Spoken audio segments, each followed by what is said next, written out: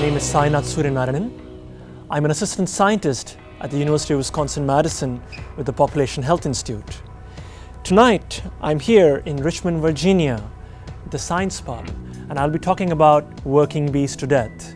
It's about knowing and not knowing why bees are dying and how what we know and don't know is deeply connected with the politics and history of relationships between beekeepers, scientists, growers, governmental regulators, and pesticide manufacturers.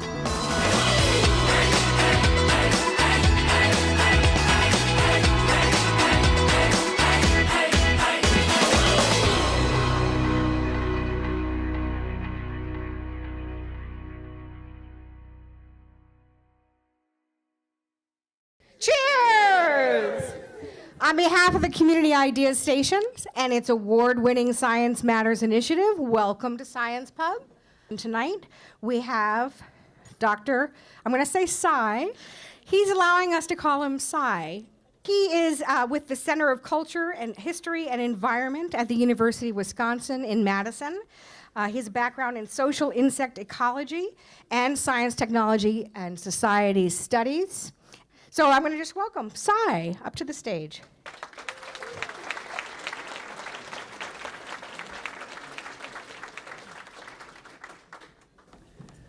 Okay, good evening, everybody. Hi. Yeah, so, people even, my mom calls me Cy. And my bee's knees cocktail is after the talk. All right, so it's a pleasure to be here today. And I'm looking forward to the conversation after my monologue with you. I'm going to be talking bees, honeybees, Apis mellifera, which is the species of honeybees that were brought originally by the European immigrants, first European immigrants here to North America. And I'm going to be talking about honeybees with regards to not just bees themselves, but the relationships with bees that we have developed over the past century or so in particular. In the work that I'll talk to you about today, I have to mention my friend and collaborator, Daniel Kleinman, who's a professor of sociology at Boston University and a longtime collaborator on this decade-long project. And what is this project about? I'm going to talk to you about this book that we co-authored together that came out in late 2016. And I'll give you today a 35,000 feet perspective of the book. And in the Q&A, we can talk perhaps more about how Kleinman and I are building upon what we found in this book, which I'll talk to you now about. Basically, what we argue in this book is that what we know about honeybee deaths that you probably heard about, and what we don't know about these deaths is deeply, deeply intertwined with a history and politics of relationships between people who work with bees. That's beekeepers, honeybee scientists, farmers, pesticide manufacturers, governmental regulators. And this history of relationships and the power dynamics and trust dynamics between these various entities over the course of the 20th century has shaped what we know and don't know about honeybees today, and that shapes how we move forward and how we act in response to honeybee deaths. So that's the basic core argument. Okay? Let me give you some background here. So that's the title. It's a little bit dark, the title, but that's the reality. Let me start with David Hackenberg, a long-time commercial beekeeper who first raised the alarm about colony collapse disorder, or CCD, in 2005-06. David is been running bees, working bees for over 3 decades, and he comes from a long time beekeeping family. He's a commercial beekeeper, meaning his livelihood depends on his honeybees, yeah, and the health of their honeybees. So David Hackenberg was trucking bees, as you see on the left here, beehives, all across the United States, including almond country in California. These beehives here are getting prepped for pollinating almonds, okay? And you see these beehives scattered here across Central Valley. They are getting ready for pollinating almonds, okay? So David Hackenberg runs bees for pollinating crops mainly. And there's several commercial bee pollinators who rent out their beehives to farmers, okay? Every year, close to 2 million, not 2,000, 2 million beehives are rented out to farmers to pollinate their crops. Farmers all across the United States are using honeybees, like David's honeybees, to pollinate over 90 different crops. Okay, and you see here on this map just the immense distance covered by commercial beekeepers on their trucks to pollinate various fruits and vegetables and fiber crops. Okay, we have almonds in the West Coast. We have blueberries on the east side, northeast. We have citrus in Florida. We have apples up by the northwest. So all across the country, there are about 1,300, just 1,300 pollination operations that are taking beehives all around. And they are responsible for 1/3 of your diet. Okay? Without honeybee pollination, you will be eating cereals, basically, because cereal crops are wind pollinated. So many vegetable, fruit crops require insect pollinators. Yeah? And honeybees have come to be a very important pollinator that our agricultural system has come to depend on. And we, as consumers of food, of healthy food, have also come to depend on. And so the health of honeybees is really important because our health is at stake here as well, yeah? And the health of the broader agricultural system.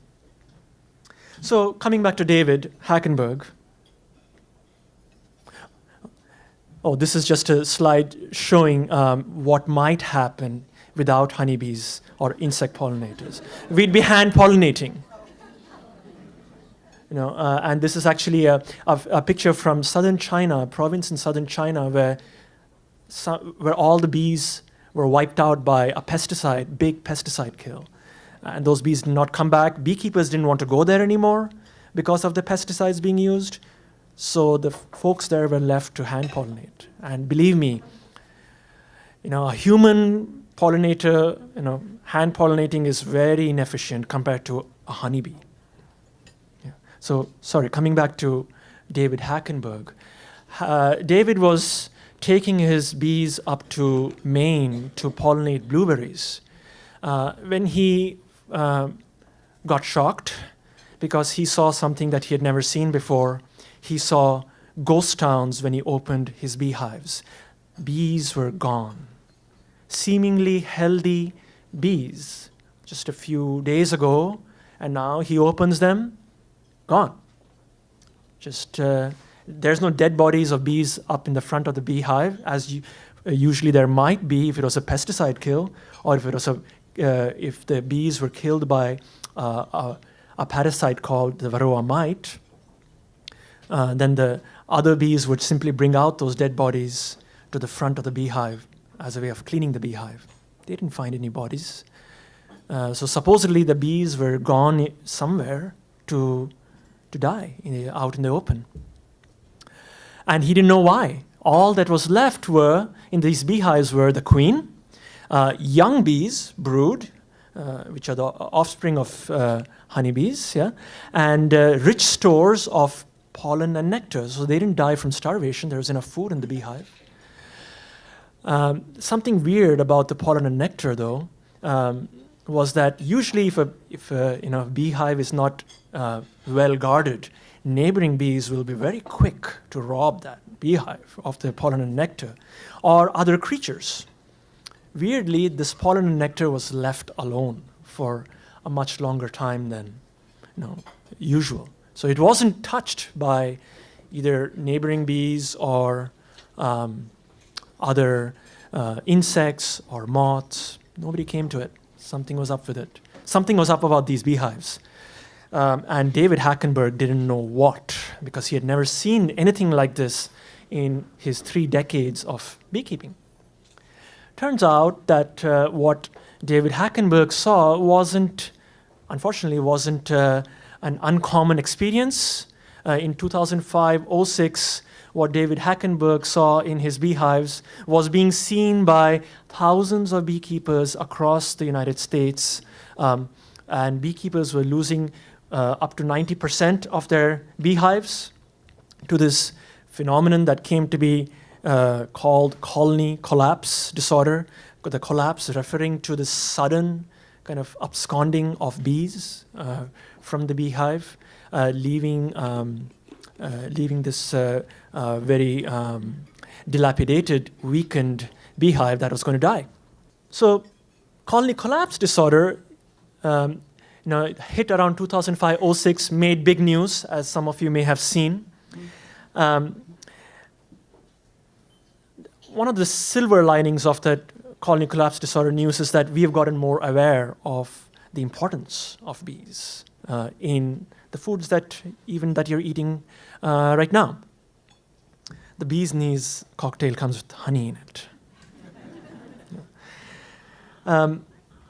Turns out that what beekeepers across the United States were facing, this slew of honeybee deaths, was much more than what they are typically used to facing. So typically about 15 to 18% of annual hive losses due to mites, pesticides, starvation, various reasons. You can, if you're not taking care of your bees properly, you can very easily screw up those bees.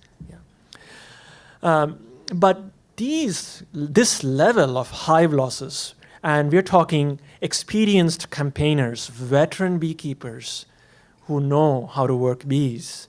This was unheard of in terms of colony collapse disorder.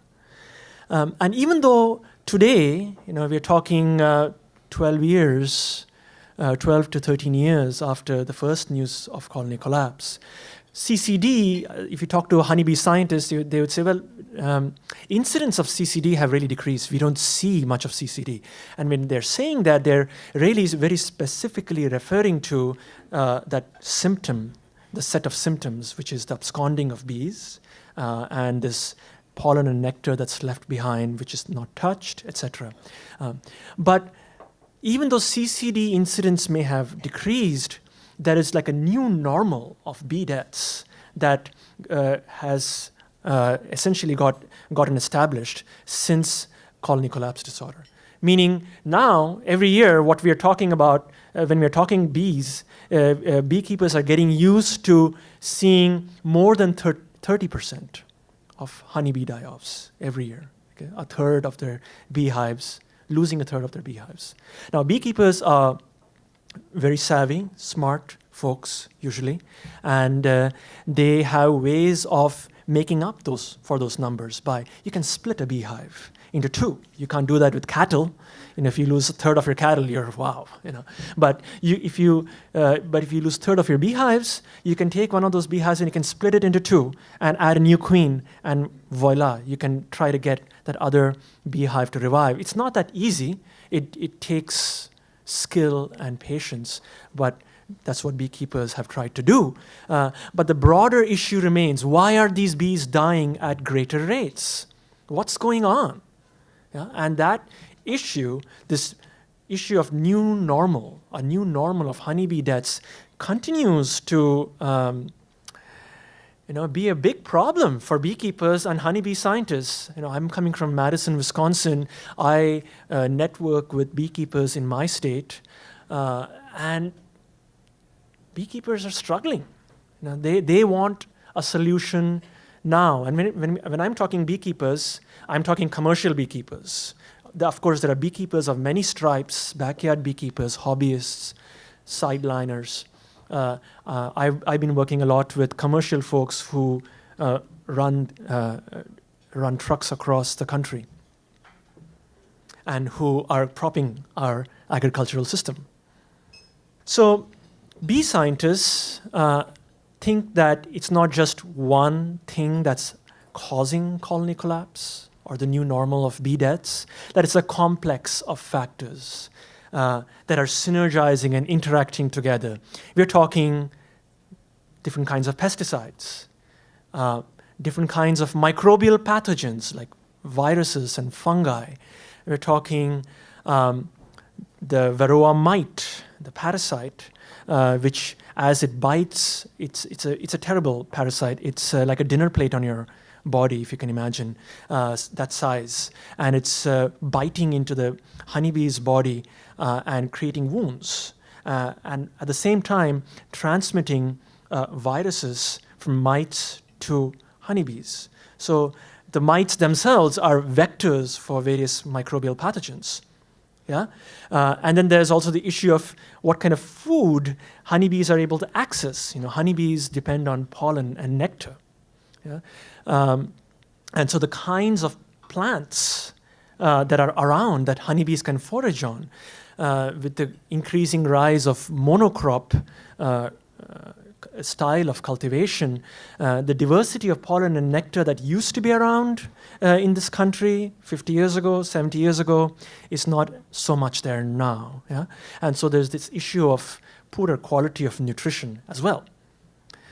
So scientists think that some sort of combination of this interaction of these factors is leading to honeybees dying. But it's still not known how these factors might be interacting and which of these factors are more prominent than others in the interactions that are leading to this new normal of bee deaths. There is a major controversy about these. These are actually seeds of corn and soy and other crops that are infused with a certain class of insecticides called systemic insecticides. And the particular kind of insecticides here are called neonicotinoids. I'm going to say neonics, just to shorten it. So there's a major controversy about neonics. And these neonics are different from other previous generations of pesticides because they can infuse into the tissue of a treated plant and stay in that treated plant for a much longer duration. So affording a farmer a greater duration of protection from creatures that will come and eat the plant, which are called pests. Turns out that first of all, those neonics are extremely powerful in very minute quantities, and they can get into the pollen and nectar of that plant as well. Okay, so when a honeybee comes to forage on the pollen and nectar, she's taking up some minute quantity, allegedly, some minute quantity of that neonic. And it's not just one neonic. We're talking very different kinds of neonics. Some of them are seed-treated, like here. Some of them you can apply as a drench. Some you can apply as on the foliage. So, various different ways of applying them.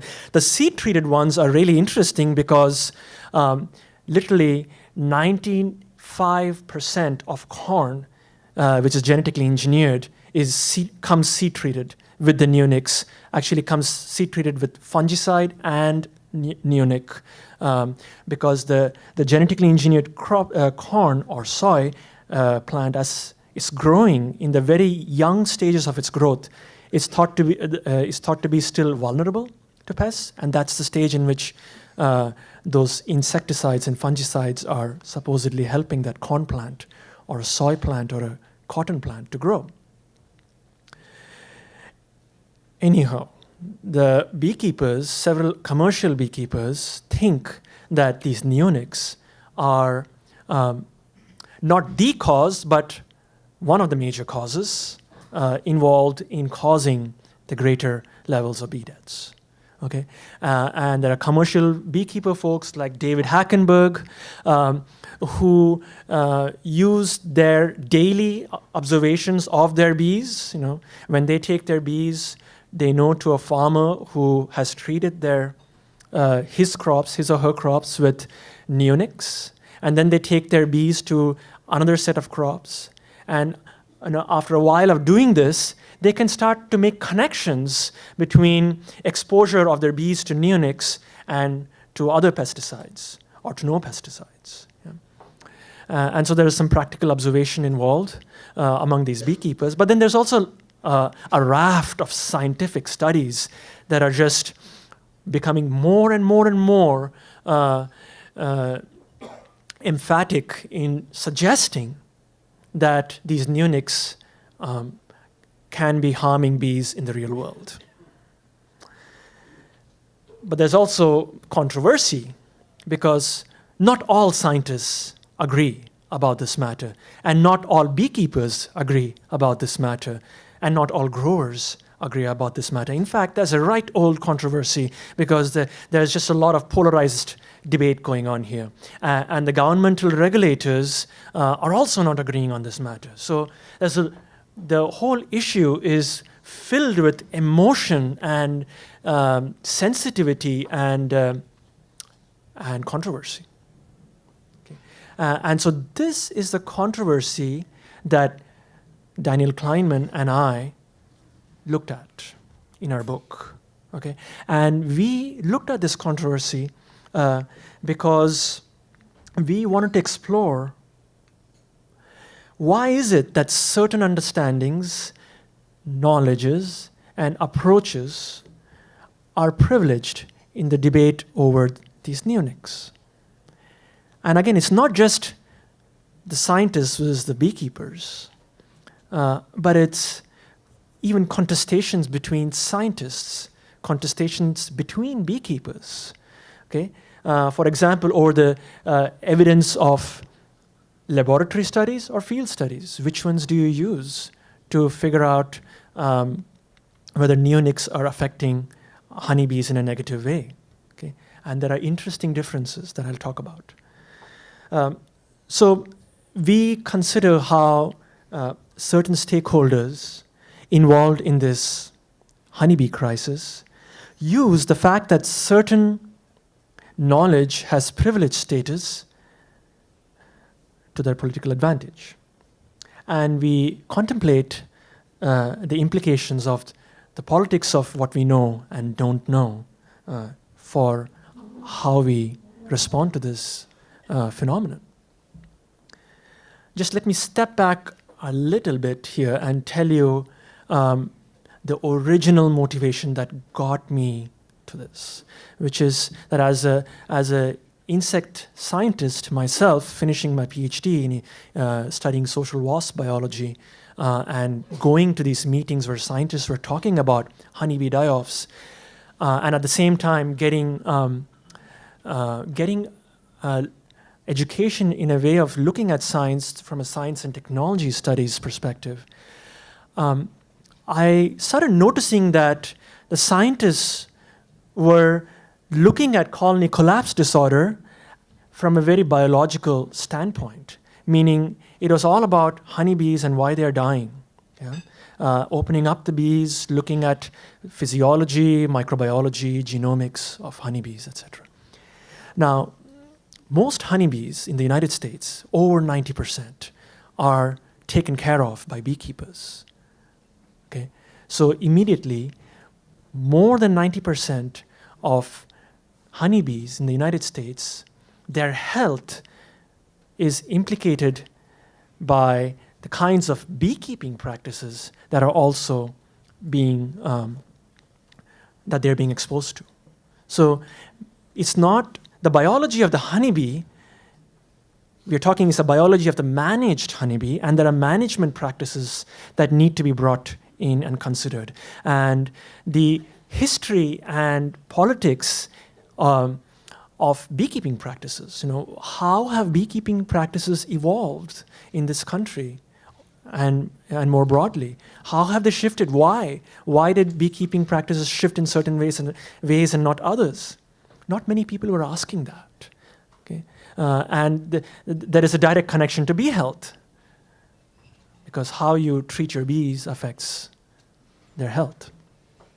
And so that was really my original motivation to get into this whole project and make a collaboration with Kleinman, who is a sociologist of science.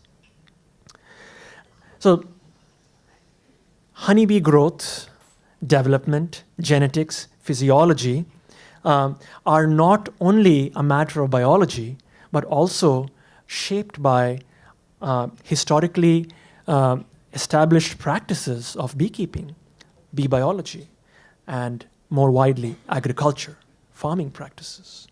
Because bees go to plants to get their food, and depends on what kind of plants there are, and how those plants are treated.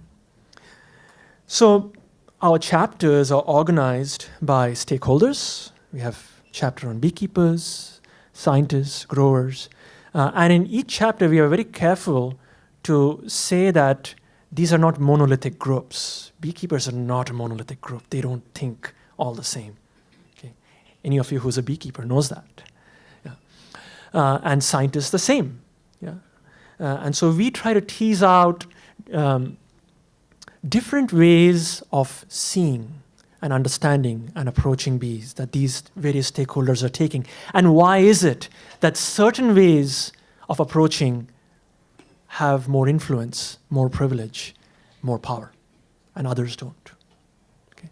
And it's not just about one of those ways being more right or more true, but there's more complexity involved there. And I'll hopefully demonstrate that complexity. So I'll just start with beekeepers, commercial beekeepers. And you saw this slide already. But I want to bring back this slide to make a point that beekeeping today, the beekeeping industry today in the United States, is driven not by honey production, but by pollination. Pollination, the money and revenue that beekeepers make from pollinating various crops, is what drives the industry.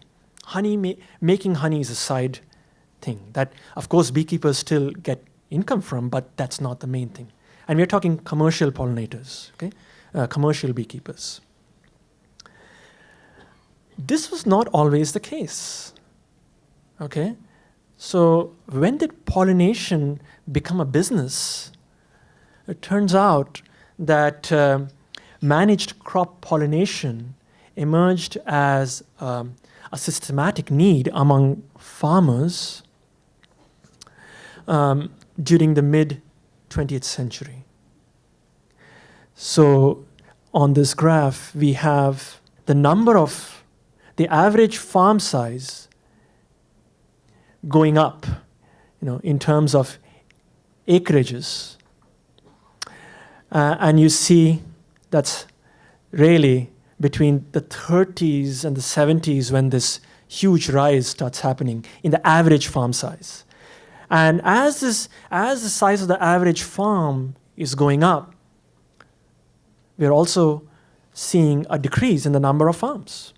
So these farms that were growing in size, farmers found that suddenly the size was so big that they couldn't just depend on local wild pollinators like butterflies, wasps, all kinds of local wild bees.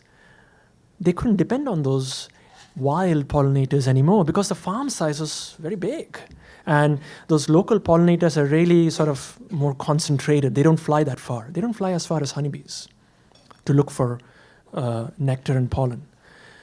Also, as these farm sizes grew, these farmers were really trying to remove weeds, quote unquote, crops that were not of interest on the farm. Yeah? Turns out these weeds were places where local bees and wasps were nesting. They were refuges, they were sources of food. Well, they got taken out by herbicides and machinery. And so we have a context in which, with the average farm size going up, number of farms going down, and look at the red line here, which is the millions of pounds of active ingredient, the main chemical in various pesticides. That millions of pounds of active ingredient is going up even as the green line stays about the same. So meaning that the pesticide usage increased per acreage across those years as well. Yeah, pesticide and chemical fertilizer usage.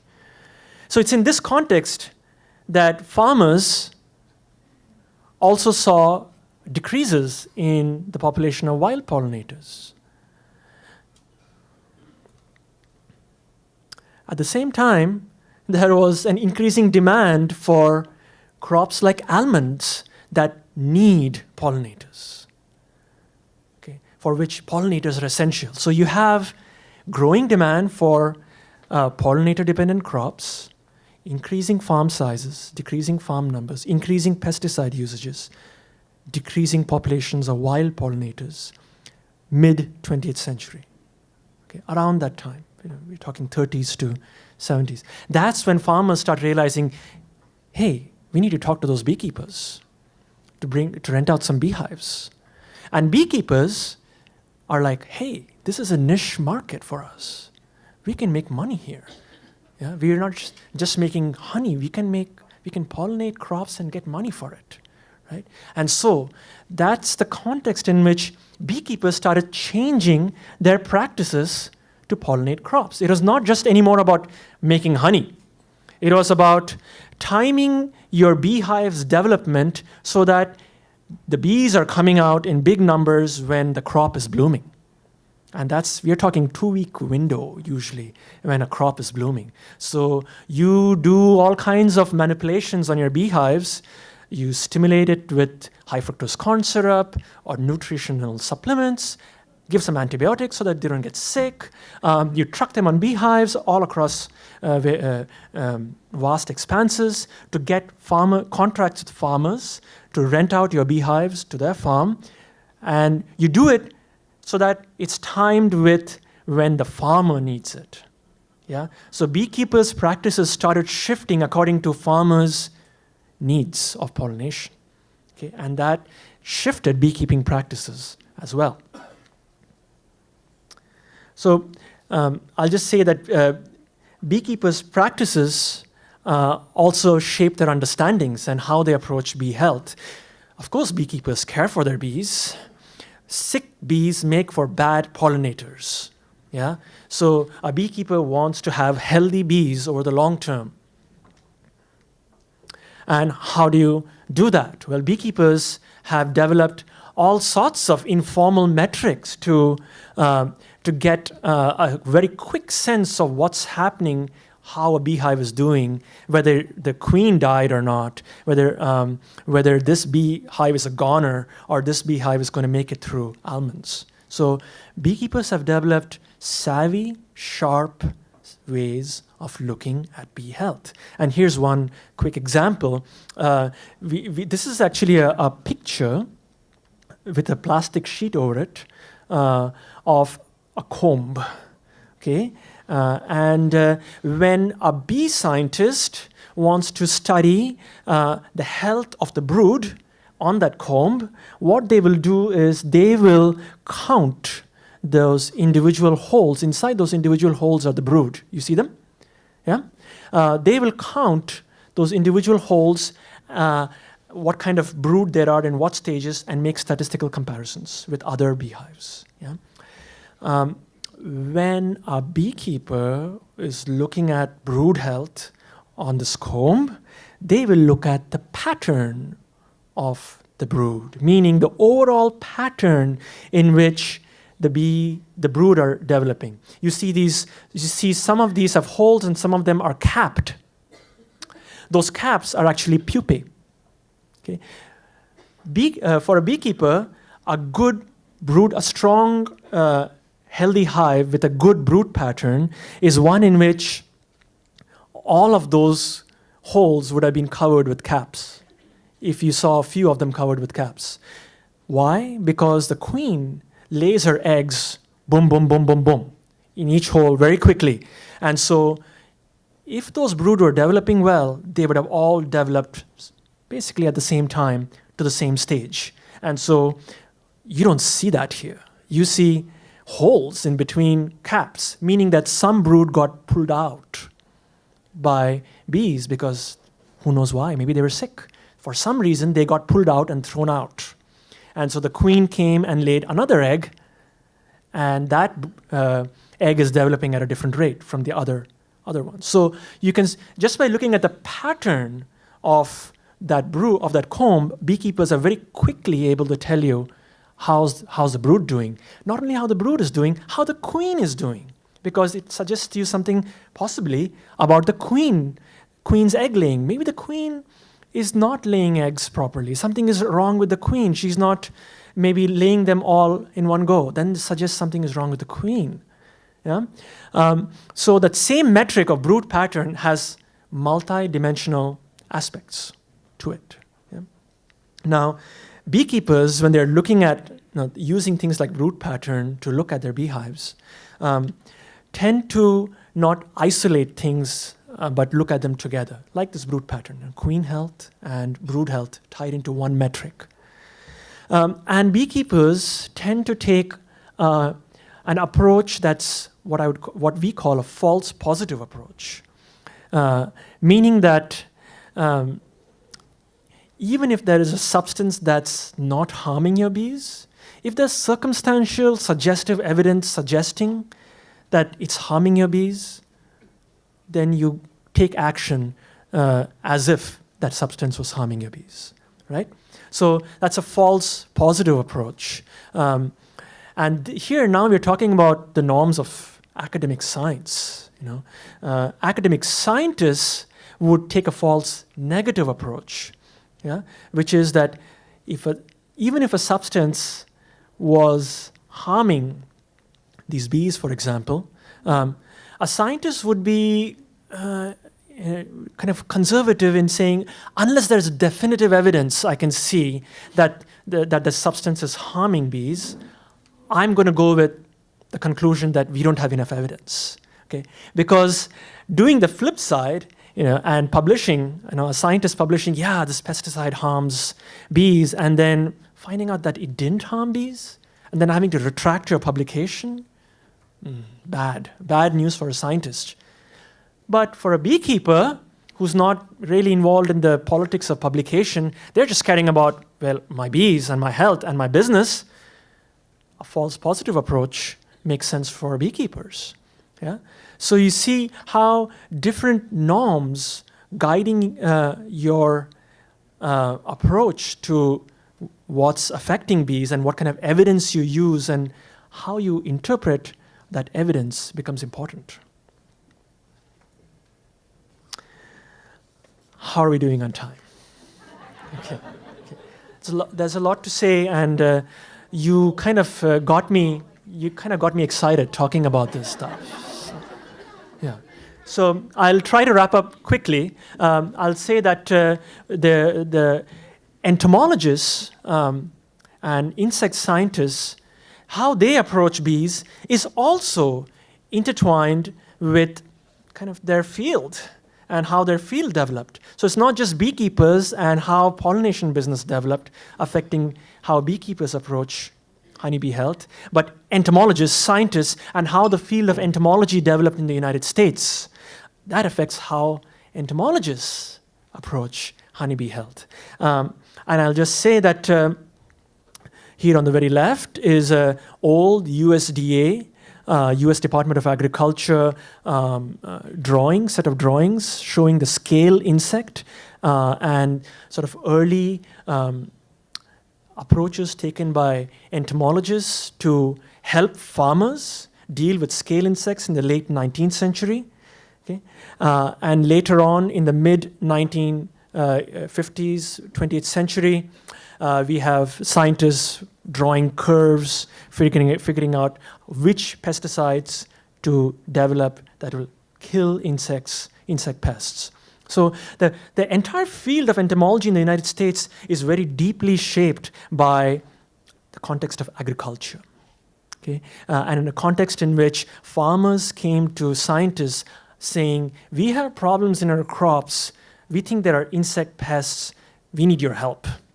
And insect scientists saying, let's figure it out, what's a quick, rapid way to help these farmers. And insect scientists in the United States tended to focus on developing chemicals that would provide quick, effective kills, lethal measures. So what they measured were lethal effects over a short duration of time. So that's what you see on these curves here. They are for different, they are measuring mortality, death after days following 1 day, 2 days, 3 days. We're not talking 6 months. We're not talking a few years. We're talking a few days, and death. So the issue of bees dying from very complex sublethal effects, bees not getting killed outright by those neonics, but dying through some interactions with who knows what, pesticides of various kinds, we won't know. Entomologists didn't develop those measures or ways of understanding because they were focused on killing insects. That was really the bottom line to help the farmers. And the pesticide industry grew up around that. And so you have on the very right, actually these are experiments that I was doing at a honeybee lab, working with bee scientists to look at the effects of neonics on the longevity of workers. So these are worker bees in an incubator, and then we were dosing them with these neonics to look at whether it affects their longevity. But the basic issue with such kinds of protocols is that they're looking at the effects of one factor. In the real world, a honeybee is not just facing that one pesticide. There's a plethora of pesticides. There's a plethora of not just pesticides, but pathogens, the factors that I mentioned, right? And these are all interacting in very complex ways. Now, scientists are not foolish people. They're extremely smart geniuses, and they're really good at coming up with very great experimental designs, and it's very valuable to look at the effects of individual factors. But scientists are at a loss right now to figure out how to look at this complexity. Yeah? Why? Because it's really, really hard to set up experiments to do that in the field. Honeybees are complex by themselves. There's tens of thousands of bees in a beehive. You have them out in a field. They're flying all over the place. They're going to 6 kilometers across. How do you set up a controlled experiment that only gives bees this certain thing out in the real world? It's really hard to do that. But scientists have done that and have come to conclusions. And those conclusions have been that, there is some evidence that neonics are involved, but in the real world, we think that there's not enough evidence that neonics are involved. That's been a big consensus coming from scientists, okay? And there's been contestations around that. Okay, scientists in Europe saying, wait a minute, you can't really rely on those field experiments because you can't control them. The bees are flying all over the place. So what if you dose them with different dosages of these neonics? Those bees are then flying over to that crop over there and getting some other pesticide and coming back. And your results are all over the place. So French scientists prefer lab studies, where they can control things, and those lab studies have shown ample evidence that these neonics are problematic. But I'm going to skip very quickly the slides on the pesticide manufacturers and just say that the pesticide manufacturers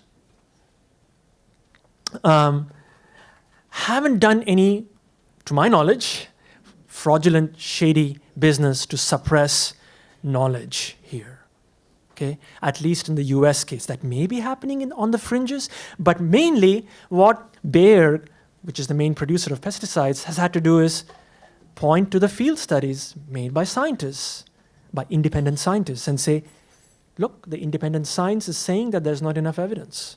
And we meaning we, Bayer, are with those independent field studies.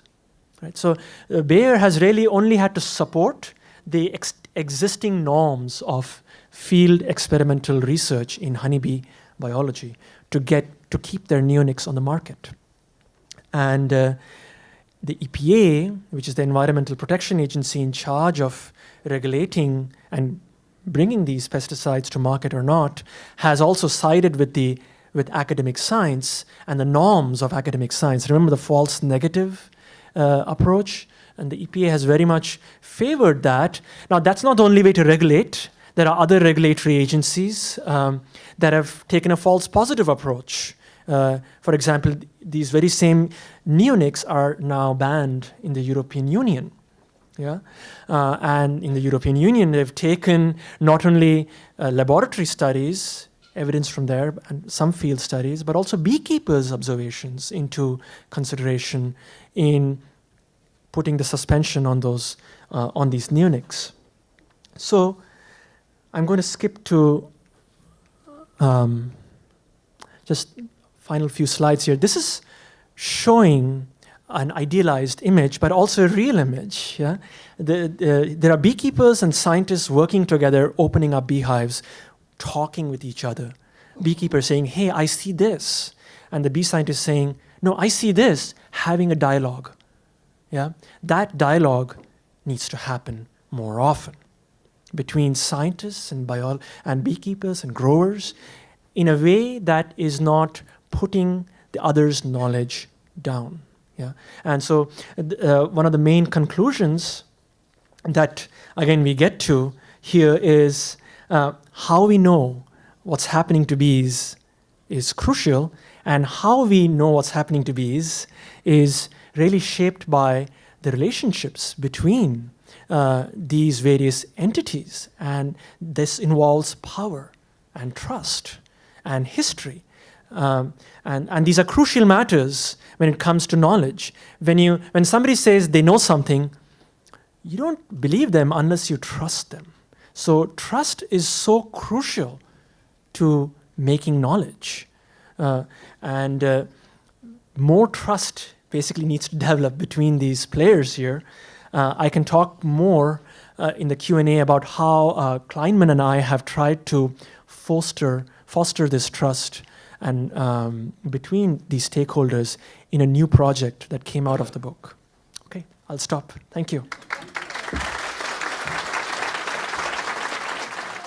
It was Einstein or Schweitzer who said that if honeybees specifically, became extinct around the world, that mankind would follow. Do you think that's an exaggeration? I mean, specifically related to honeybees, yes, it's an exaggeration. Yeah. There are other pollinators as well.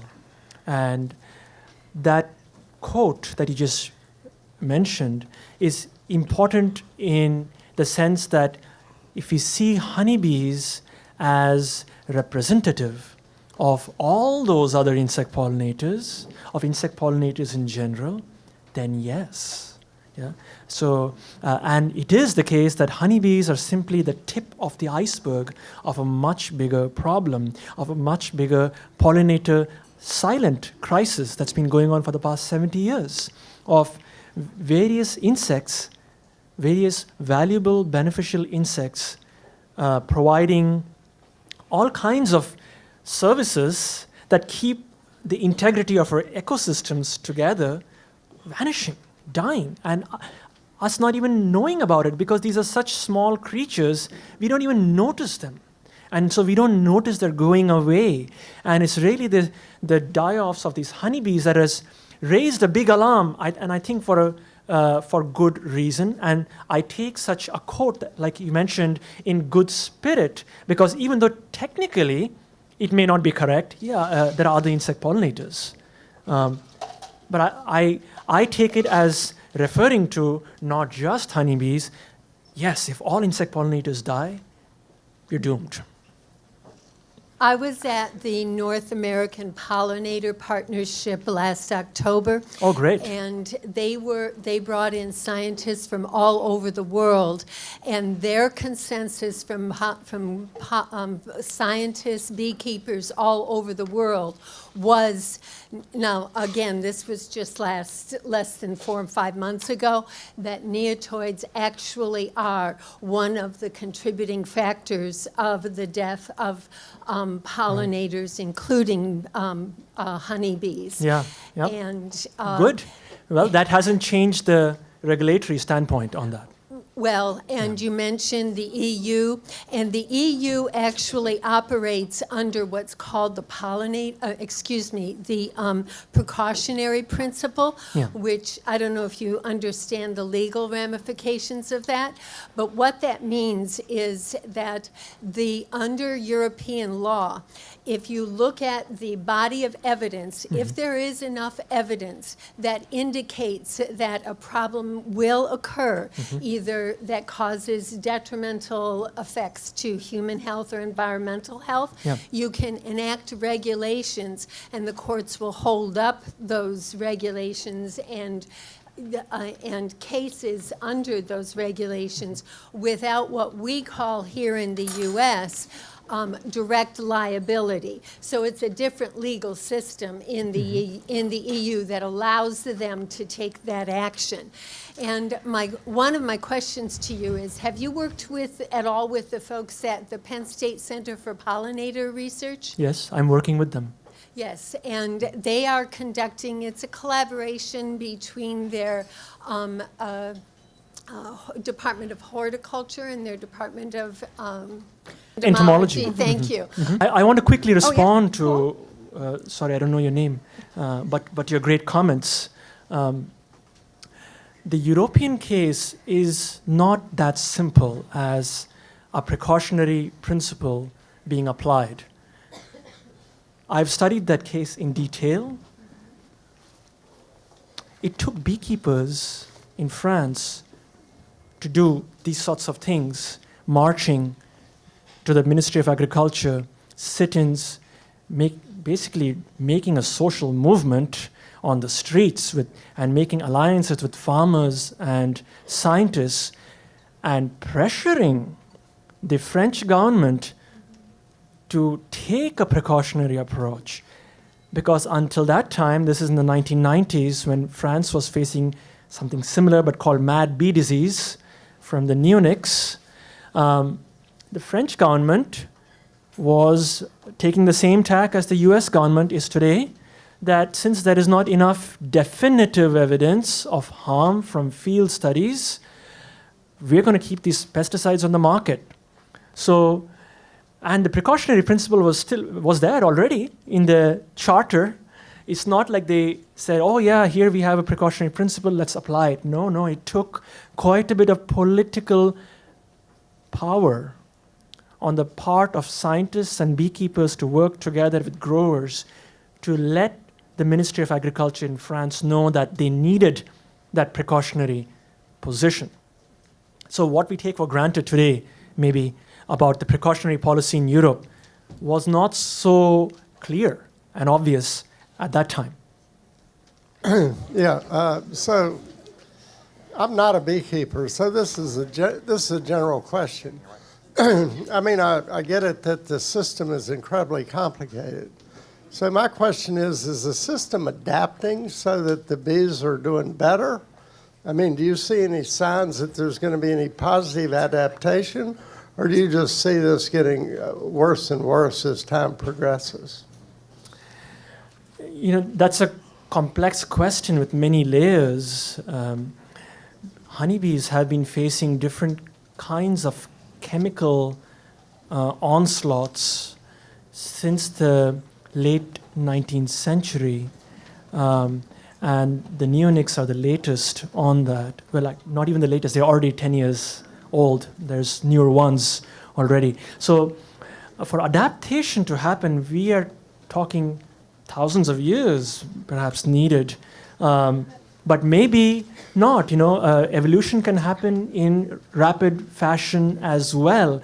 It's just that the chemicals themselves are changing.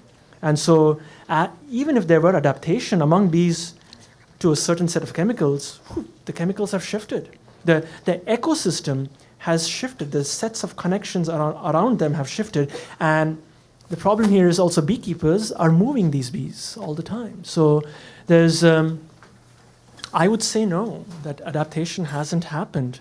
Yeah. Well, the gentleman's question referred to adaptation within a system, and I wasn't sure specifically what he was speaking to, if he was speaking just to bees.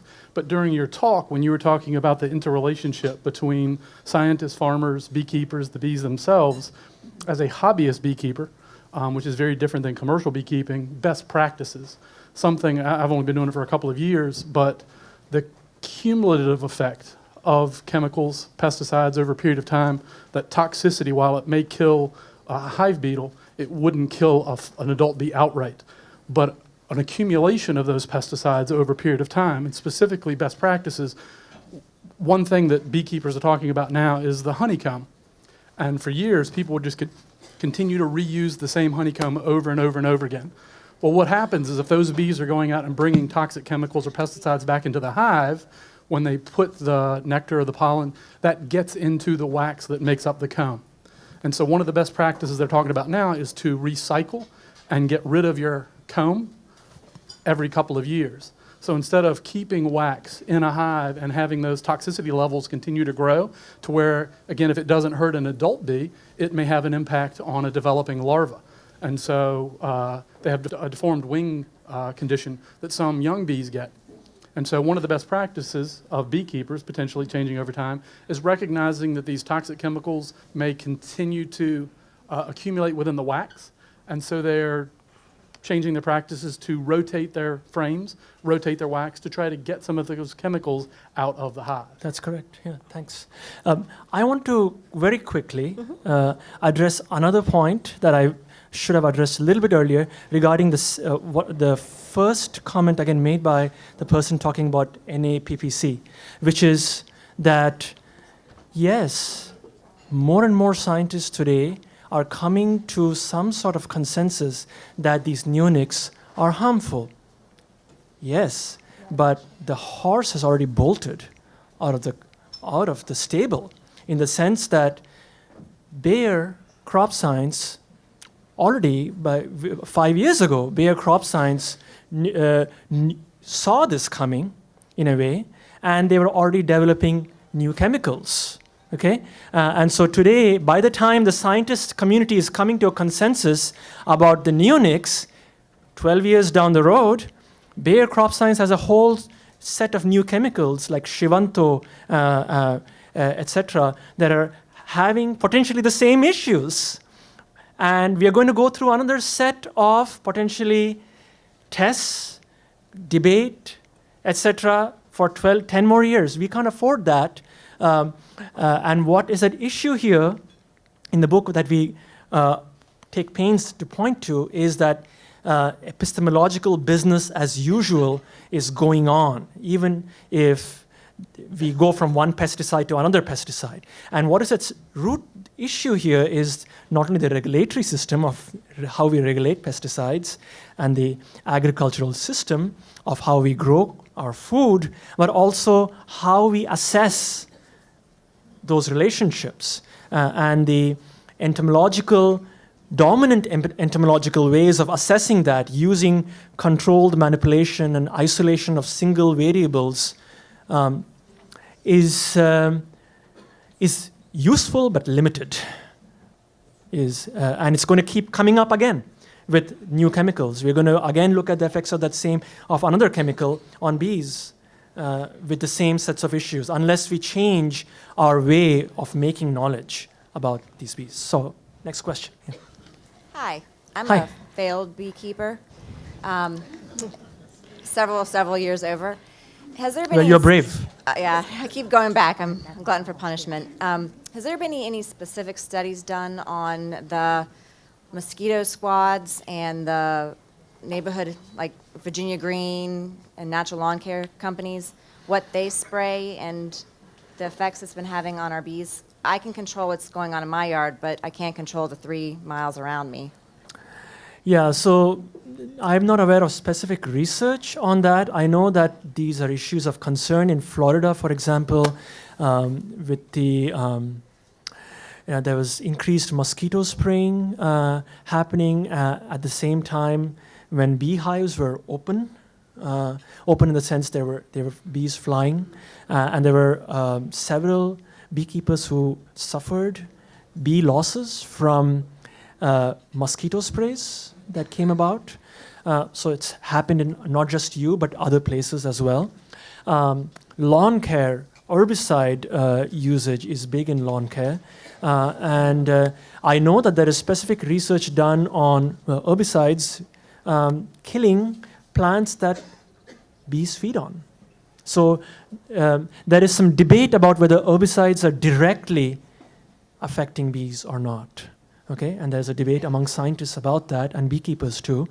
The consensus right now seems to be that it's an indirect negative effect, where herbicides are killing the weeds, quote unquote weeds, on which the bees depend. So sorry, I can't give you more better answer than that.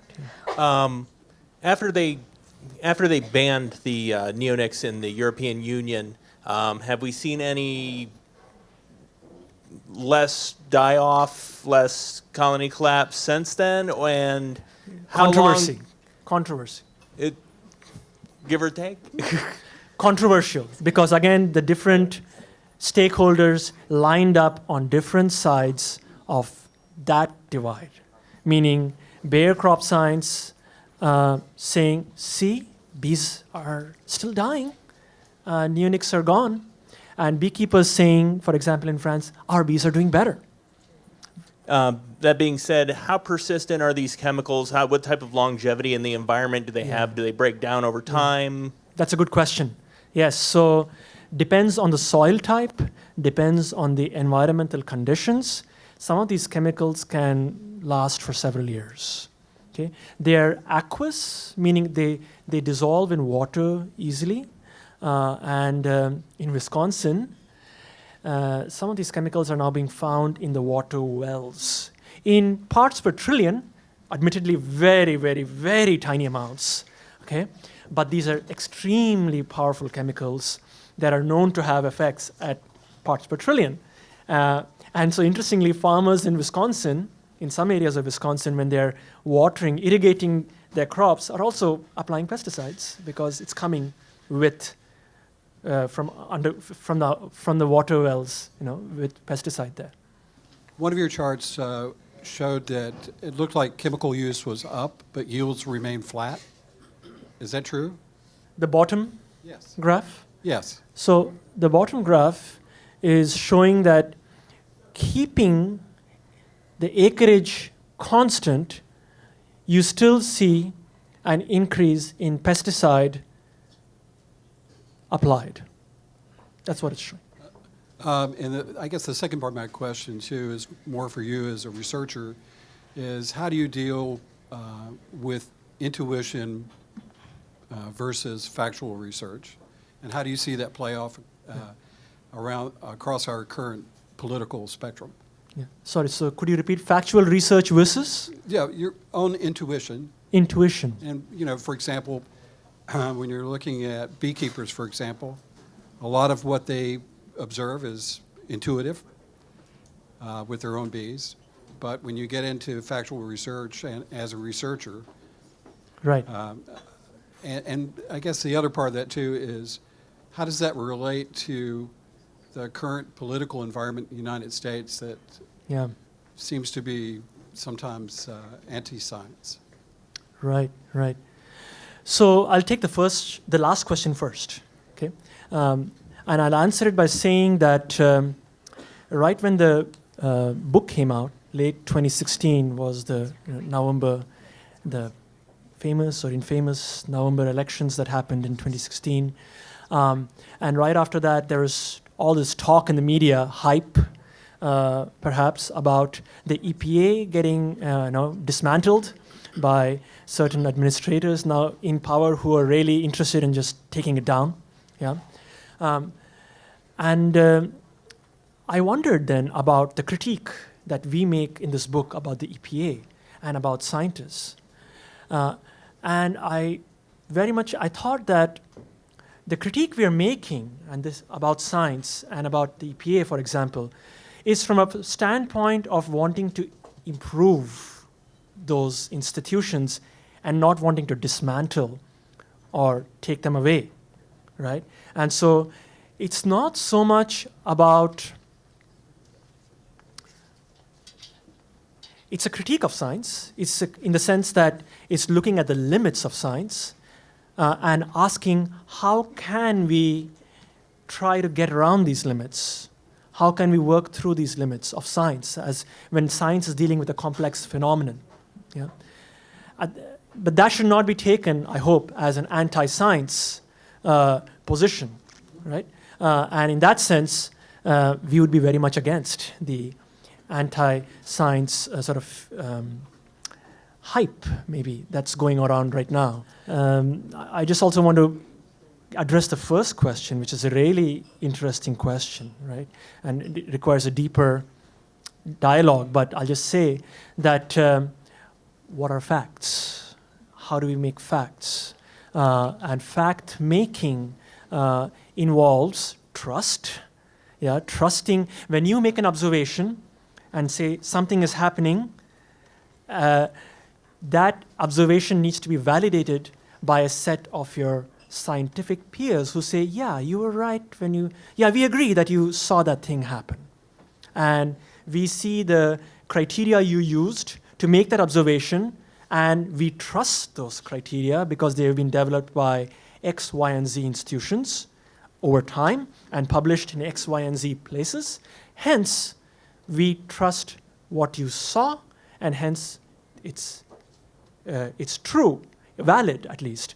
And that's a piece of knowledge that's validated, and it becomes a fact when you start taking away the historical baggage around it, meaning you stop citing who found that piece of knowledge. It just becomes a fact. You don't need to cite, you don't need to trace it through who X, Y, and Z found it in these contexts. No, the contexts are gone. And that's when a piece of knowledge becomes fact. Now, through all these processes, is intuition involved? Absolutely. Is creativity involved? Absolutely. Science is creative in that sense, right? And so fact-making is inherently creative, intuitive, and collective in the sense that it requires others, validated others, experts, to say, yes, we agree with you that that happened.